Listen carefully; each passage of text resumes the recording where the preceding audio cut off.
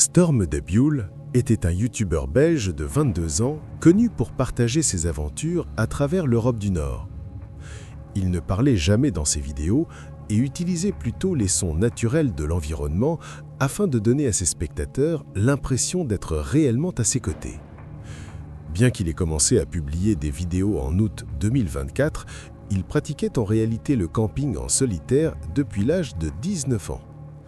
À un moment donné, il a même parcouru seul plus de 6000 km à vélo à travers la Suède.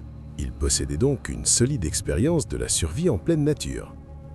Cependant, lorsque la nature devient imprévisible, même les aventuriers les mieux préparés peuvent se retrouver en grande difficulté. Malheureusement, c'est exactement ce qui est arrivé à Storm dans la nuit du 29 octobre 2024. Il enregistrait une nouvelle vidéo, cette fois en voyageant dans la région de Jokkmokk, située en Laponie suédoise, réputée pour ses magnifiques paysages enneigés et ses fréquentes observations d'aurores boréales. Habituellement, Storm garait sa voiture dans une ville voisine avant de s'aventurer à pied dans la nature sauvage avec son équipement de camping. Ces expéditions duraient souvent plusieurs jours, parfois même une semaine entière avant son retour. Le 29 octobre marquait le dernier jour de l'un de ses voyages. Il était en train de rentrer et ne se trouvait plus qu'à une journée de marche de sa voiture. Mais la nuit tombait rapidement et continuer à avancer aurait été extrêmement dangereux. Storm prit donc la décision de monter sa tente et de passer la nuit sur place.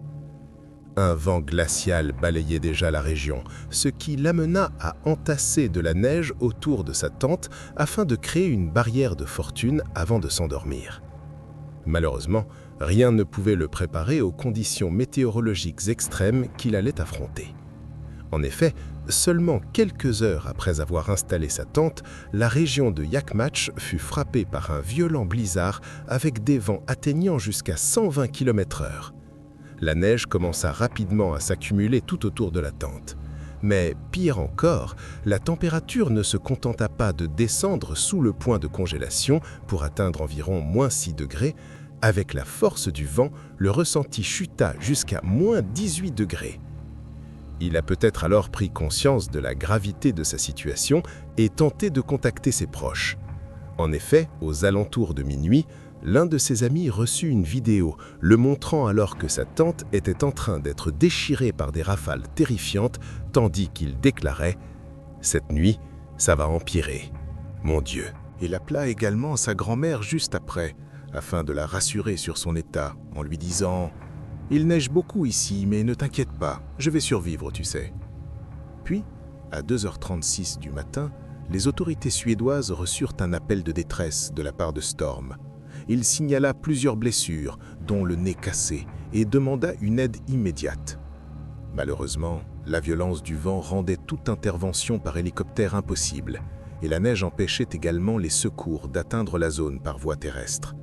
La tempête finit par se calmer vers 10 heures, moment auquel les équipes de secours se précipitèrent vers la dernière position connue de Storm. Hélas, lorsqu'ils le retrouvèrent, il était déjà trop tard. La partie inférieure de son corps était devenue violette à cause du froid extrême, et même le sang sur son visage, provenant de son nez cassé, était complètement gelé. Fait étrange, il fut retrouvé à environ 2,6 km de sa tente effondrée. On ignore s'il a été contraint d'abandonner la tente après son effondrement ou s'il était déjà parti avant cela. Quoi qu'il en soit, il se dirigeait vers sa voiture lorsqu'il est probablement tombé, s'est cassé le nez, puis a contacté les autorités. La seule lueur d'espoir dans cette fin tragique est qu'au moins, Storm est mort en faisant ce qu'il aimait. Comme il l'avait dit à son père lorsqu'il avait commencé à entreprendre ses voyages en solitaire, « Papa, il m'a fallu longtemps pour comprendre ce que je voulais. Mais c'est cela que je veux. » Anna Rose Moody était une youtubeuse et influenceuse de 31 ans originaire de Scottsdale, en Arizona. Si la majorité de son contenu sur YouTube était centré sur sa foi chrétienne, son compte Instagram présentait un tout autre type de publication. Elle y partageait régulièrement ses aventures de randonnée à travers les paysages désertiques et rocailleux de l'Arizona. Depuis qu'elle avait déménagé dans cet état 6 mois plus tôt, parcourir les sentiers plusieurs fois par semaine était devenu une partie naturelle de sa routine. Le 21 mai ne devait pas faire exception. Elle se leva tôt et se rendit rapidement en voiture au point de départ du Gateway Trailhead situé dans la réserve de McDowell-Sonoran. Elle gara son véhicule et entama une randonnée d'environ 7 km sur un sentier en boucle. Le parcours était d'une difficulté modérée, avec un terrain rocheux et des dénivelés marqués, mais rien que Anna n'ait déjà affronté auparavant. Elle se sentait suffisamment confiante pour terminer la randonnée en moins de 3 heures et avait même prévu de retrouver des amis pour déjeuner. Malheureusement, ce qui avait commencé comme une simple randonnée ordinaire se termina par une tragédie dévastatrice. Ses amis furent les premiers à pressentir que quelque chose n'allait pas lorsque Anna ne se présenta pas au déjeuner à l'heure prévue. Elle n'avait envoyé aucun message pour signaler un retard et ne répondait pas non plus à son téléphone, ce qui ne lui ressemblait pas du tout. Après avoir attendu de longues heures au restaurant, ses amis décidèrent d'aller vérifier chez elle vers 19h50, espérant qu'elle se reposait simplement après une randonnée éprouvante. Mais en arrivant à son domicile, ils constatèrent que sa voiture n'était pas dans l'allée. Les lumières étaient éteintes et la porte était verrouillée. Face à cette situation, ils contactèrent immédiatement les autorités. Sa voiture fut retrouvée toujours stationnée au point de départ du sentier et il ne fallut pas longtemps avant qu'une équipe de recherche ne se lance à la recherche de Anna le long du Gateway Loop Trail à l'aide d'hélicoptères, de drones et de chiens de recherche. Les opérations furent finalement interrompues à 23h30 en raison de l'obscurité, puis reprises le lendemain matin avec un nombre encore plus important de personnes mobilisées. Les recherches se poursuivirent jusqu'à environ 12h05, lorsqu'un pilote d'hélicoptère fit la découverte déchirante que les amis et la famille de Anna redoutaient depuis toute la nuit. À seulement 600 yards du sentier, les secouristes découvrirent le corps de Anna Moody, allongé face contre terre sur le sol désertique. Anna était décédée, probablement depuis plusieurs heures. Cependant, rien ne permettait d'expliquer immédiatement les circonstances de sa mort. Aucun signe d'acte criminel ne fut relevé, aucune substance intoxicante ne fut trouvée dans son organisme, et elle ne présentait même pas de blessures graves à la tête pouvant résulter d'une chute ou d'un faux pas.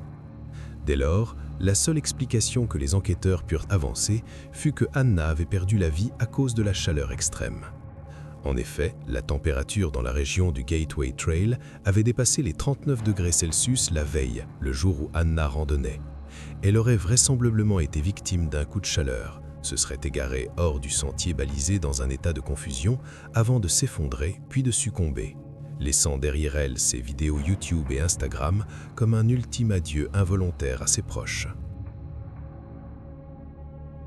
Finn Kinney était un expert en survie de 33 ans, originaire de la région de Pitcairn, en Écosse. Fort des compétences qu'il avait acquises, Finn dirigeait dans la région une école de survie appelée Wildcat Bushcraft, où il enseignait aux enfants les bases de la survie en milieu sauvage ainsi que le bushcraft, une discipline qui comprend notamment la cueillette, la chasse et la construction d'abris à partir de matériaux naturels. Cette activité était également accompagnée d'une chaîne YouTube portant le même nom, sur laquelle Finn partageait gratuitement son savoir et son expérience avec le monde entier. Son contenu, à la fois instructif et divertissant, lui permit de se constituer progressivement une petite communauté fidèle. Ce que ses spectateurs ignoraient toutefois, c'est qu'un jour, cette même chaîne jouerait aussi un rôle dans la fin tragique de Finn. Les choses prirent une tournure dramatique le 25 mars 2022, lorsque Finn fut déposé près de la route B873, non loin du Loch Naver, dans le Sutherland. Son objectif était de se diriger vers le sud et de parcourir à pied les 45 miles qui le séparaient du petit village de Golspie, tout en réalisant une vidéo sur les techniques de bushcraft qu'il utiliserait en chemin. Sa famille savait que le voyage durerait plus d'une journée et ne s'inquiéta donc pas immédiatement lorsqu'il n'atteignit pas sa destination tout de suite. Mais 3 jours passèrent sans qu'il n'y le moindre signe de Finn. Ce qui inquiétait encore davantage sa famille, c'était le fait qu'il n'avait donné aucune nouvelle pendant tout ce temps.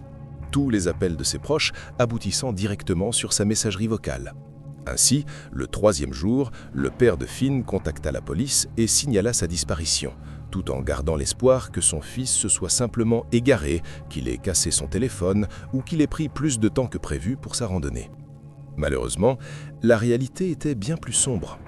En vérité, Finn avait disparu de la région sans laisser la moindre trace.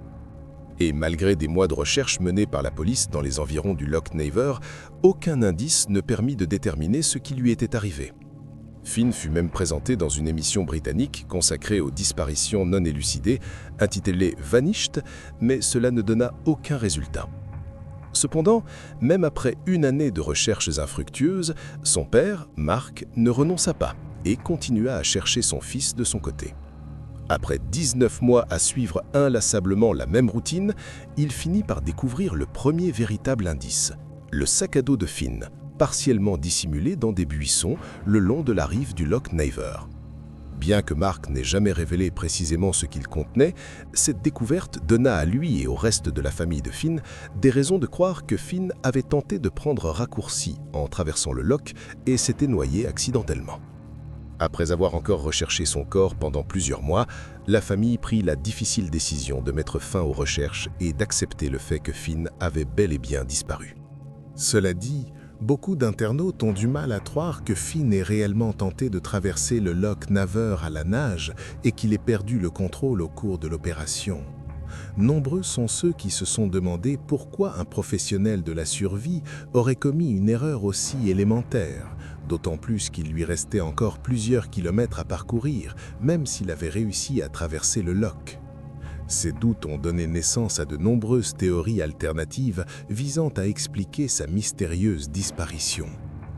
Celles-ci vont de spéculations assez farfelues, comme l'idée que Finn aurait simulé sa propre mort afin de se reconstruire une nouvelle vie, à des hypothèses bien plus glaçantes, selon lesquelles il serait volontairement entré dans le loch pour mettre fin à ses jours. Malheureusement, les preuves sont insuffisantes pour confirmer ou infirmer l'une ou l'autre de ces théories. Ce qui est réellement arrivé à Finn demeure à ce jour un mystère. Andrew Cross était un YouTuber spécialisé dans l'exploration en plein air, âgé de 36 ans et originaire de Grand Junction dans le Colorado. Sa chaîne, Desert Drifter, proposait un contenu que l'on pourrait décrire comme un mélange d'archéologie et d'exploration. Il visitait et réalisait des vidéos sur tous les lieux qu'il trouvait intéressants, allant de murs de pierre vieux de plusieurs milliers d'années à des grottes d'espionnage allemandes abandonnées datant de la Seconde Guerre mondiale. Au-delà de leur aspect éducatif, ces vidéos se distinguaient également par une qualité de production exceptionnelle, ce qui permit à Andrew de rassembler une audience massive en seulement 14 mois sur YouTube. Plus important encore, ses abonnés adoraient son contenu et attendaient avec impatience chaque nouvelle publication. Puis, soudainement, Andrew cessa de publier après sa vidéo mise en ligne en janvier 2025. Certains pensèrent qu'il faisait simplement une pause, tandis que d'autres supposaient que son prochain projet prenait plus de temps que prévu. Ce n'est que le 2 février que les spectateurs apprirent la vérité par l'intermédiaire de son épouse, Evelyn. Une réalité bien plus terrible que tout ce que ses fans auraient pu imaginer. Andrew avait été victime d'un grave accident de voiture. Le 31 janvier 2025, alors qu'il rentrait d'un tournage consacré au Bears Ears National Monument dans l'Utah, il attendait à un feu rouge à l'intersection de First Street et North Avenue à Grand Junction. Soudain, un véhicule hors de contrôle le percuta violemment par l'arrière à très grande vitesse. L'impact fit se retourner sa voiture et provoqua de graves lésions cérébrales. Andrew fut presque immédiatement transporté d'urgence vers un hôpital voisin. Malheureusement, il était déjà trop tard. Andrew passa plus d'1 mois aux soins intensifs et fut placé sous assistance respiratoire. Durant cette période, il devint clairement évident qu'il n'avait malheureusement aucune chance de se remettre de ses blessures. Ainsi, le 4 mars, vers 10h50, sa famille prit la difficile décision de le laisser partir et de retirer le système de maintien en vie, le maintenant aux portes de la mort. Cette nouvelle fut un choc dévastateur pour ces centaines de milliers de fans qui attendaient encore avec enthousiasme sa prochaine vidéo. Ces mêmes fans se sont également mobilisés et ont recueilli plus de 544 000 $ pour soutenir la famille d'Andrew dans cette épreuve. Quant à la personne responsable de l'accident, Ragnar Nicholas Kristall, Il fut arrêté 20 jours plus tard, le 21 février, et inculpé pour homicide involontaire et conduite sous l'influence de l'alcool. Au moment de la rédaction de ce récit, son procès n'avait pas encore eu lieu.